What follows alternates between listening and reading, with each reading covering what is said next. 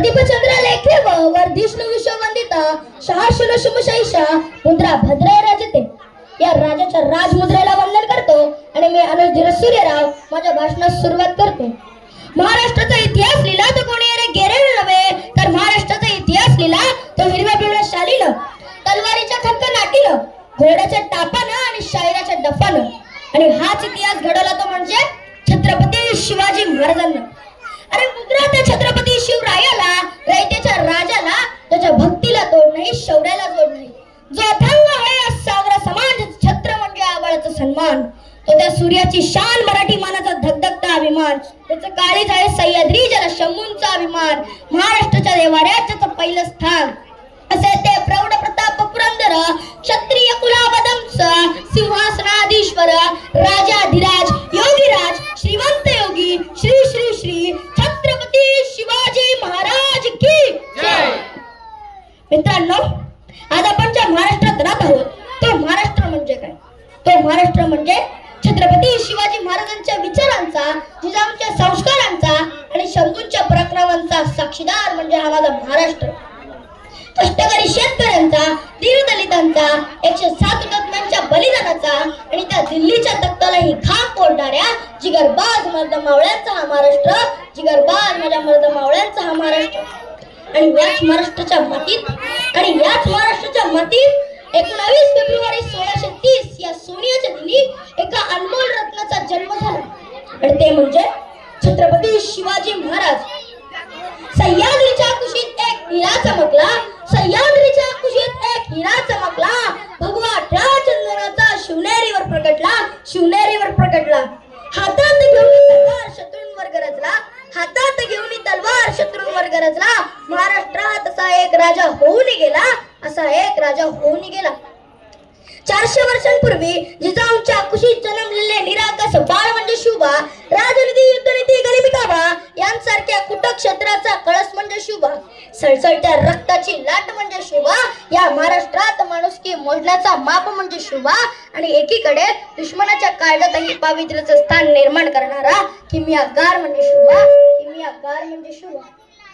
तलवार तर प्रत्येकाच्याच मनगटात होती, तलवार तर प्रत्येकाच्याच मनगटात होती, पण स्वराज्य स्थापन करण्याची छाप फक्त आणि फक्त माझ्या शिवबाच्याच रक्तात होती, फक्त आणि फक्त माझ्या शिवबाच्याच रक्तात होती. अहो, शिवाजी हा केवळ 3 अक्षरी शब्द नाही, तर तो एक मंत्र आहे. तो मंत्र उच्चारताच अंगातलं रक्त सळसळायला लागतं आणि एकीकडे सकारात्मक ऊर्जेचा प्रवाह तयार होतो. अहो, छत्रपती शिवाजी महाराजांनी हिंदवी स्वराज्य निर्माण केले. हिंदवी स्वराज्य निर्माण करत असताना महाराजांकडे पुरेसा सैनिक साठाही नव्हता, शस्त्र पुरवठाही नव्हता. यामुळे सुरुवात ही शून्यातूनच झाली.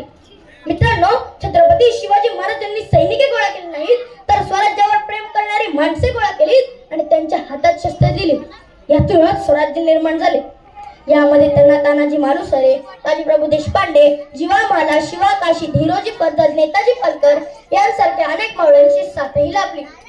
मित्रांनो, छत्रपती शिवाजी महाराजांनी त्यांच्या आयुष्यामध्ये नेहमीच वस्तू वापरल्या आणि माणसे जपली, परंतु आपण मात्र आपल्या आयुष्यामध्ये माणसे वापरतो आणि वस्तू जपतो. त्यांनी त्यांच्या दूरदृष्टिकोनाने भारताच्या इतिहासावर सुवर्ण अक्षरांनी इतिहास लिहिला. त्यांची ऐकलेली प्रत्येक गोष्ट आपल्या मनात ठसून भरली आहे. आणि असाच एक प्रसंग मला तुम्हाला सांगावासा वाटतो. एकदा छत्रपती शिवाजी महाराज कर्नाटकाच्या भूमीवरून महाराष्ट्रात परत येत होते. तेव्हा तिथे बेलवाडी नावाचं एक गाव होतं. तिथे एक छोटासा किल्ला होता. दादाजींना वाटले जाता जाता हा गड घेऊन जावा, म्हणून त्यांनी थोडं सैन्य गोळा केलं. मल्लम्मा देसाई नावाची ठाणेदारी तेथे राहत होती. दादाजींना वाटले जाता जाता गड घेऊन जावा, म्हणून त्यांनी थोडं सैन्य गोळा केला आणि ते मल्लम्मावर चाल करून गेले. परंतु मल्लम्मा जिद्दीची चिकाटीने तिने त्यांच्यावर प्रहार केला आणि तिथे मावळ्यांचा पराभव झाला. दादाजींना वाटले एका स्त्रीच्या हातून मावळ्यांचा पराभव होणे शक्य नाही, म्हणून त्यांनी थोडं अजून सैन्य गोळा केलं आणि ते पुन्हा मल्लम्मावर तुटून पडले. परंतु आता मात्र मल्लम्माचा पराभव झाला. तेव्हा दादाजींनी ठरवलं की मल्लम्माला कैद करायचं आणि छत्रपती शिवाजी महाराजांसमोर उभे करायचं. तेव्हा मल्लम्माला कैद करत असताना ती आत गेली आणि तिच्या तान्ह्या बाळाला घेऊन बाहेर आली. तिला महाराजांसमोर उभे केले. जेव्हा तिला छत्रपती शिवाजी महाराजांसमोर उभे केले तेव्हा तिला असे वाटले की जसा प्रत्येक राजा आपल्या गुन्हेगाराला शिक्षा करतो तसा हाही राजा मला शिक्षा करणार, मला आणि माझ्या बाळाला मारून टाकणार. ती छत्रपती शिवाजी महाराजांना नतमस्तक झाली आणि म्हणाली, राज राज मी तुमची गुन्हेगारी नाही राज, जी काही शिक्षा करायची ती मला करा, पण यामध्ये माझ्या तान्ह्या बाळाचा काहीही दोष नाही, काहीही दोष नाही. छत्रपती शिवाजी महाराजांनी हे वाक्य ऐकताच स्मित हास्य केलं. त्यांनी चिटणीसाला इशारा केला. चिटणीस आत गेला. तो दुधाची वाटी घेऊन बाहेर आला. छत्रपती शिवाजी महाराजांनी मल्लम्मा देसाईच्या मुलाला आपल्या मांडीवर घेतलं आणि त्या वाटीतून चमच्याने त्या मल्लम्मा देसाईच्या मुलाला दूध पाजलं आणि म्हणाले, हा जो आमच्या मांडीवर दिसत आहे ना, तो आमचा भाचा आहे. हो म्हणजे तुम्ही आमच्या भगिनी झालात. आणि कोणता भाऊ आपल्या भगिनीचं राज्य बळकावून घेतो? अहो दादाजी, एका बहिणीचं राज्य घ्यायचं नसतं तर एका बहिणीला राज्य द्यायचं असतं. आणि अशा त्या काळातही माझ्या राजाला त्या मल्लम्मा देसाईला तिचं राज्य तर परत केलंच, पण त्याहूनही तिला बांगडी चोळी देऊन तिला तिच्या घरी सुखरूप पोच केलं. अहो छत्रपती शिवाजी महाराजांनी त्यांच्या आयुष्यामध्ये नेहमीच स्त्रियांचा आदर केला. म्हणून जी कोणी स्त्री मला ऐकत आहे तिला मला एवढंच सांगावं असं वाटतं की अगं तलवारीपेक्षा तीक्ष्ण तुझ्या नजरेची धार हाय, तलवारीपेक्षा तीक्ष्ण तुझ्या नजरेची धार हाय. महाराष्ट्राची वाघीण तू, भवानीचा तू वार हाय. भगव्याची रक्षणी तू, स्वराज्याची तू मेघ हाय. भगव्याची रक्षणी तू, स्वराज्याची तू मेघ हाय. दुबळी समजू नको तू स्वतःला, तू झिजाऊंची लेक आहे, तू झिजाऊंची लेक आहे. आता एवढी वर्ष झाली तरी अलीकडचाच एक प्रसंग मला तुम्हाला सांगावासा वाटतो. 5-6 वर्षांपूर्वी इटलीचे पंतप्रधान भारत भेटीसाठी आले होते. तेव्हा त्यांना काही इथले प्रश्न विचारले की तुम्हाला प्रेमाचं प्रतीक असणारा ताजमहल बघायचा की सोन्याचं प्रतीक असणारा गोल्डन टेम्पल बघायचा? यावर इटलीचे पंतप्रधान म्हणाले, मला तुमचा प्रेमाचं प्रतीक असणारा ताजमहलही नको आणि सोन्याचं प्रतीक असणारा गोल्डन टेम्पलही नको. माझ्या देशाच्या राजाचा इतिहास शिकवला जातो ना, तर राजाचा रायगड मला बघायचा आणि सर्व गेट्स त्यांना घेऊन रायगड बघण्यासाठी गेलो. म्हणूनच तर म्हणावेसे